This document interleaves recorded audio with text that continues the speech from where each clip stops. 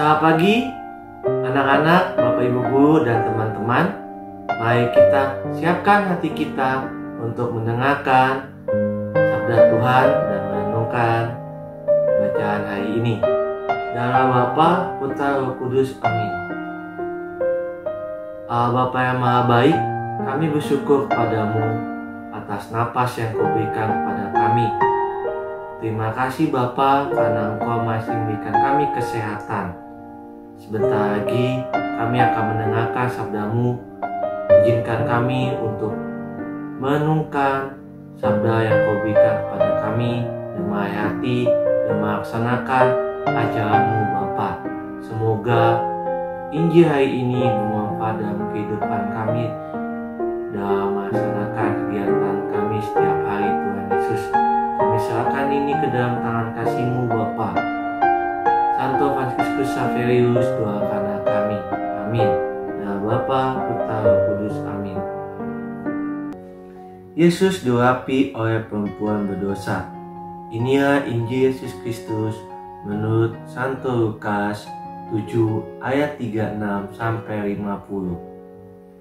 Seorang Farisi mengundang Yesus yang datang makan di rumahnya. Yesus datang ke rumah orang Farisi lalu duduk makan. Di kota itu ada seorang perempuan yang terkenal sebagai seorang berdosa. Ketika Yesus datang makan di rumah orang Farisi itu, datanglah ia membawa sebuah bui-bui pualam berisi minyak wangi. Sambil menangis, ia pergi berdiri di belakang Yesus dekat kakinya, lalu membasahi kakinya itu dengan air matanya dan menyekatkannya dengan rambutnya.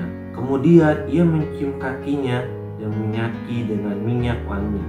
Ketika orang Farisi mengundang Yesus melihat hal itu, ia berkata dalam hatinya, "Jika ia seorang nabi, tentu ia tahu siapakah dan apakah perempuan yang menyamar ini. Tentu ia tahu bahwa perempuan itu adalah seorang berdosa." Lalu Yesus berkata kepadanya, "Simon, ada yang hendak kukatakan kepadamu." Sahut Simon, "Katakanlah Guru." Ada dua orang berutang kepada seorang pelepas uang. Yang seorang berutang 500 dinar, yang lain 50. Karena mereka tidak sanggup membayar, maka ia menghapuskan hutang kedua orang itu. "Siapakah di antara mereka yang akan terlebih mengasihi dia?" Jawab Simon, "Aku kira dia yang paling banyak dihapuskan hutangnya." Kata Yesus kepadanya, "Betul pendapatmu." Dan sambil berpaling kepada perempuan itu, ia berkata kepada Simon, "Engkau lihat perempuan itu. Aku masuk ke rumahmu, namun engkau tidak memberikan aku air untuk membasuhi kakiku. Tetapi ia membasahi kakiku dengan air mata dan menyekatnya dengan rambutnya. Engkau tidak mencium aku, tetapi sejak aku masuk, ia tiada hentinya mencium kakiku. Engkau tidak menyaki kepalaku dengan minyak, tetapi ia menyaki kakiku dengan minyak wangi.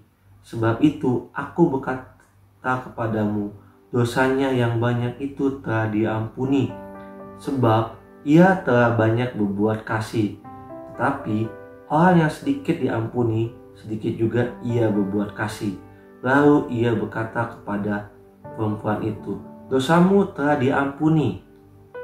Dan mereka yang duduk makan bersama dia berpikir dalam hati mereka, "Siapakah ini sehingga ia dapat mengampuni dosa?" Tetapi Yesus berkata kepada perempuan itu, "Imanmu telah menyelamatkan engkau.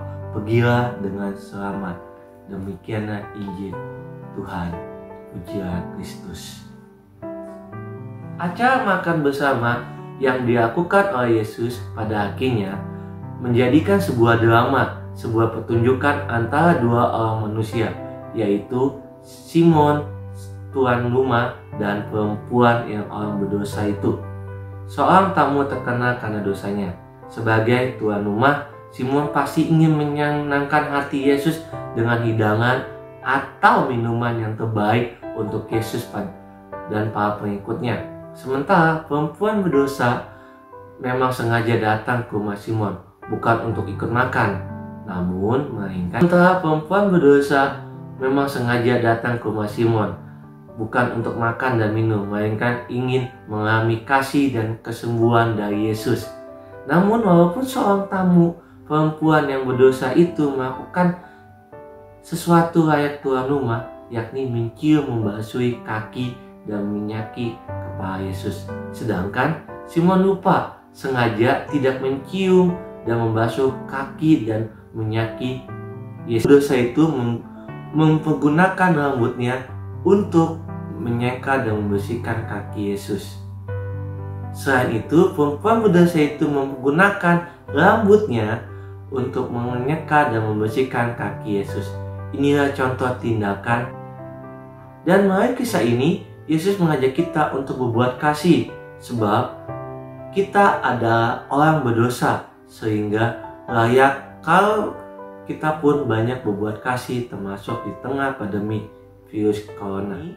Refleksi, apakah selama ini kita berusaha untuk lebih banyak melakukan tindakan kasih kepada sesama sebagai bentuk rasa syukur kepada Allah?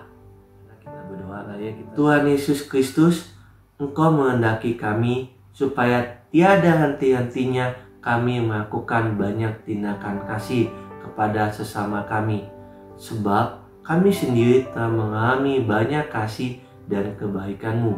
Semoga kami umat yang selalu berlomba dalam tindakan kasih. Doa ini kami persembahkan dalam nama Yesus Tuhan kami, Pengantara kami. Amin. Aksi: tuliskan satu kisah di mana kita merasa dicintai seseorang. Penutup: Tuhan yang Maha Baik, kami akan melakukan aktivitas mulai pagi hari ini. Sertai kami Bapa, dampingilah kami setiap langkah kami. Ada yang memulai belajar, ada yang mulai bekerja, dan ada yang memulai mengajar Bapa. Sertai langkah-langkah kami, jangan tinggalkan kami, dan ingatkan kami supaya kami berbagi kasih sesama kami dengan ajaran-Mu. Kami serahkan semua ini ke dalam tangan kasih-Mu Bapa. Hanya padamu lah kami berdoa dan mengucap syukur. Santo Franciscus Xaverius, doakanlah kami. Amin. Dalam Bapa, Putra, Kudus. Amin.